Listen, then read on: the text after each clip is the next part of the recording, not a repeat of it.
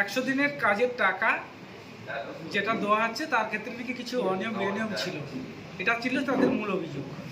তো সেক্ষেত্রে আমি অভিযোগের মূলে ওদের যে 5-6টা এজেন্ডা ছিল, তারা আমাদের কাছে আসার পরে 6টা এজেন্ডা আমি যথোপযুক্ত উত্তর দিয়েছি এবং বলেছি এই কাজটা আমি জয়েনিং করেছি আগস্ট 9।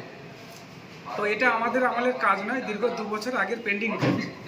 তো আমাদের কাছে সরকারি তথ্য অনুসারে তৎকালীন 2 বছর আগে যে সমস্ত লেবাররা কাজ করেছিল তাদের এফটিও সংখ্যা ছিল 303, যার অর্থ ছিল প্রায় 2,76,90,000 কি 95,000 একটা অ্যাপ্রক্স। তো